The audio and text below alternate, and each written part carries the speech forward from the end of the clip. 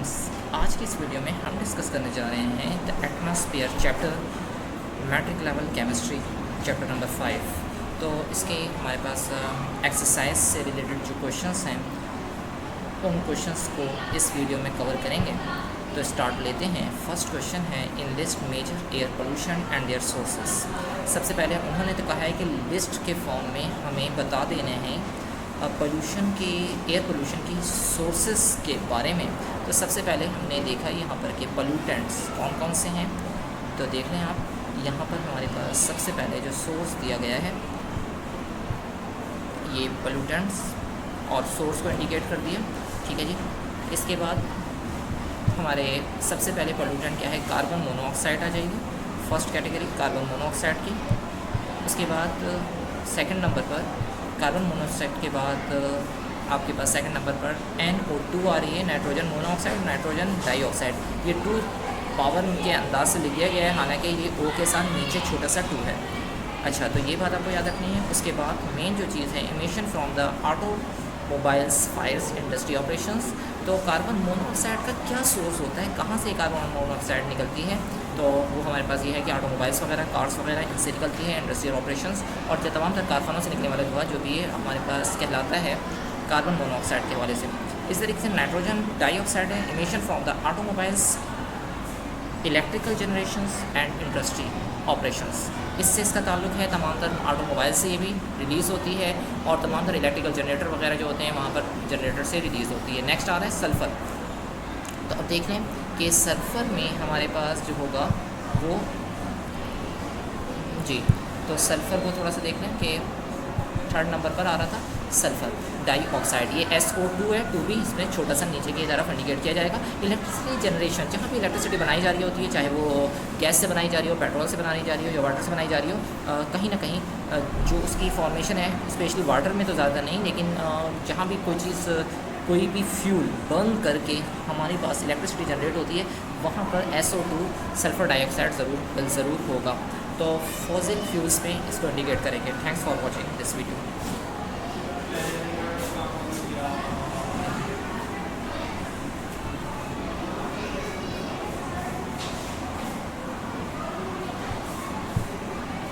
जी, इसी तरीके से O3 आ रही है ऑक्सीजन।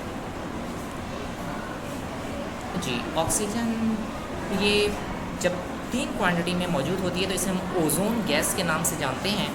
NO2 और VOCO2 या हम तो मुख्तलिफ गैसेस के अंदाज से पाई जाती है।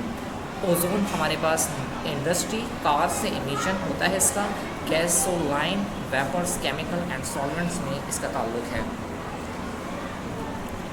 नेक्स्ट नंबर पर हमारा जो लिस्ट में नेम आ रहा है वो है पार्टिकुलर मैटर्स। तो मुख्तलिफ मैटर्स भी जो कि पोल्यूशन का बायस बनते हैं। तो सबसे पहले उसमें फायर है, कोई भी आग लग रही हो वो आग पोल्यूशन का बायस बनेगी। स्मोक स्टैक्स, बिल्डिंग साइट्स, कहीं से भी अगर धुएँ निकल रहे हैं। एंड अपेव roads are example of primary particles sources, ठीक है। तो ये प्राइमरी पार्टिकल्स के सोर्सेज जो है हमारे पास उसकी ही मिसालें हैं। Interaction between gases compounds release by water plants and cars are, ठीक है। तो और कार से निकलने वाले तमाम तर धुएँ, और इसमें जितने भी मटेरियल्स मौजूद होते हैं जो कि पोल्यूशन क्रिएट करते हैं तो उनको हम लिस्ट कर देंगे। Example of secondary particle sources हैं। तो मतलब किसी भी तमाम तर वो चीज़ें जो पोल्यूटेड कर रही हैं, इन्वायरमेंट को पोल्यूट कर रही हैं, लेकिन उसका ताल्लुक गैसेस से नहीं है, तो वो हमारे पास इसकी एग्जांपल्स में आएंगे। नेक्स्ट नंबर पर आ रही है लीड। लीड प्लम्बियम के नाम से जाना जाता है, और लीड हमारे पास metal processing, garbage interaction and fossil fuels burning metal material है। ये हमारे पास एग्जांपल होगी तमाम तरह इंडस्ट्रियल प्रोसेस में। अच्छा जी, अब आते हैं हम क्वेश्चन नंबर 2 की तरफ। Describe the effects of some air pollution on human health. इंसानी सेहत पर किस किस तरह से एयर पोल्यूशन इफेक्ट करती है। तो ह्यूमन हेल्थ रिस्क, सबसे पहले कार्बन मोनोऑक्साइड से क्या क्या प्रॉब्लम्स आती हैं। Healthy person it is increase symptoms of the cardiac disease. Cardiac disease यानी कि हमारे पास दिल की बीमारियाँ जनरेट होती हैं। चेस्ट में डिस्कम्फर्ट फील होता है, यानी कि चेस्ट में पेन फील हो रहा है, या इससे अलावा कोई और प्रॉब्लम्स क्रिएट होती है। It can also cause visual difficulties and the dimensions of physical and mental skills. तो विजुअल देखने में भी नज़र की ख़राबी आती है, मेंटल स्किल्स में प्रॉब्लम आती है। मेंटल स्किल्स मतलब समझने सोचने समझने की सलाहियत में इफेक्ट पड़ता है कार्बन मोनोऑक्साइड की वजह से। नाइट्रोजन डाइऑक्साइड की बात करें, NO2 की बात करें, तो inflammation of the irritation of the respiration tract, तो जो हमारे पास इरिटेशन क्रिएट होती है, प्रॉब्लम क्रिएट होती है रिस्पायरेशन में। रिस्पायरेशन मतलब सांस लेने की प्रॉब्लम, सांस लेने के निज़ाम में प्रॉब्लम क्रिएट होती है। नेक्स्ट नंबर पर आ रही है sulphur dioxide, having trouble breathing, escaping it from the asthma and heart problems. ठीक है, तो हमारे पास सांस की प्रॉब्लम्स और इसके साथ साथ हार्ट की प्रॉब्लम्स इससे क्रिएट होती हैं सल्फर डाइऑक्साइड से। ओजोन लेयर अगर ज़्यादा क्वांटिटी में जो है मौजूद बॉडी के अंदर चली जाए तो lung function is impaired by the breathing and the passage way of the irritation and inflammation के थ्रू लंग्स के जो फंक्शंस हैं वो इफेक्ट कर जाएंगे, उनको प्रॉब्लम होगी। नेक्स्ट हमारा आ रहा है पार्टिकुलर मैटर, मुख्तलिफ मैटर्स की प्रॉब्लम, मुख्तलिफ मैटर्स का ताल्लुक है इसमें। Breathing passage, discomfort, asthma, exacerbation, irregular heart beating. ठीक है, हार्ट बीटिंग की क्वांटिटी रेगुलर फॉर्म से इरेगुलर फॉर्म में चली जाएगी। ठीक है, हार्ट बीटिंग पर इफेक्ट रहेगा अगर कोई दूसरे मेटल्स हमारी बॉडी में जाते हैं, जैसे आयरन, कैल्शियम और ये सारे अजीब पोल्यूटेड मटेरियल्स जो कि मैटर फॉर्म में रिलेटेड हों लेकिन गैस के थ्रू जाएँ या किसी भी और अंदाज से। ठीक है जी, लास्ट वन, लीड क्या करती है, the young children are exposed. अगर जो है यंग बच्चों में ये चला जाए, it can have negative effects of the numerous body system. ठीक है, जो नर्वस सिस्टम होता है और मुख्तलिफ जो हमारे पास बॉडी के जो पार्ट्स हैं उसमें नेगेटिव इफेक्ट क्रिएट कर सकता है लर्निंग के और हवाले से। सही, और लर्निंग प्रॉब्लम्स आती हैं, बच्चा पढ़ाई के हवाले से, सीखने के हवाले से ज़रा पीछे रह जाएगा और उसे प्रॉब्लम क्रिएट होंगी लर्निंग के हवाले से अगर लीड की क्वांटिटी उसकी बॉडी में ज़्यादा चली जाती है। एडल्ट कार्डियोवैस्कुलर कॉन्सिक्वेंस, और बड़ों में जो बड़े लोग होंगे उनमें हमारे पास इसकी वजह से, लीड की वजह से क्या होगा कि हमारे सीने और दिल की बीमारियां जनरेट होंगी। नेक्स्ट नंबर पर आ रहा है हमारा क्वेश्चन नंबर 3 है और वो है क्वेश्चन 3 में एसिड रेन के हवाले से। तो शॉर्ट सा क्वेश्चन है, तो देख लेते हैं। The acid rain, what is the cause of acid rain. Acid rain के क्या क्या काजेज़ हैं आपके सामने हैं, इसे देख लें हम इस अंदाज से।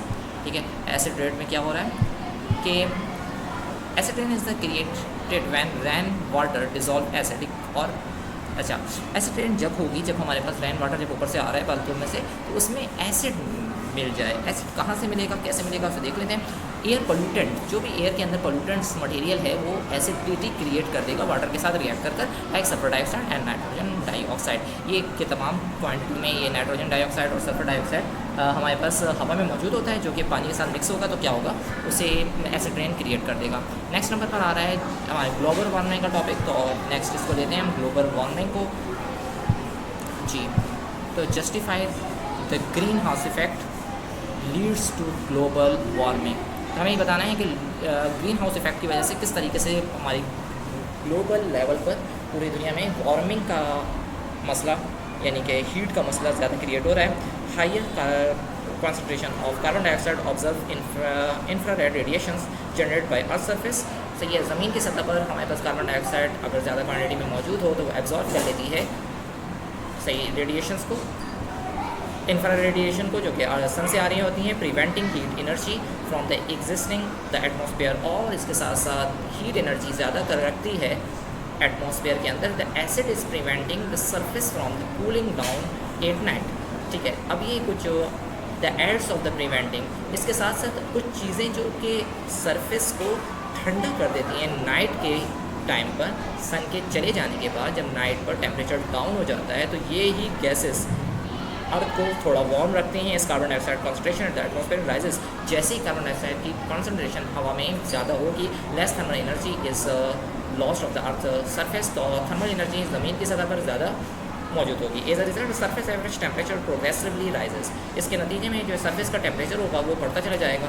ठीक है जी, और this is known as the green house effect. इसी को हम ग्रीन हाउस इफेक्ट के नाम से जानते हैं। The quantity of CO2 is the air has the directly responsible relationship with this impact. ठीक है, यही हमारे पास कार्बन डाइऑक्साइड की जो क्वांटिटी है उसका डायरेक्ट रिलेशन है, डायरेक्ट इम्पैक्ट है किससे, हमारी नॉर्मल लाइफ से हमारा रिलेशन है, क्योंकि हम एटमॉस्फेयर से डायरेक्टली कनेक्ट होते हैं। और इसी को हम ग्रीन हाउस इफेक्ट के नाम से जानते हैं। The quantity of the carbon dioxide in the air is directly relation with the impact.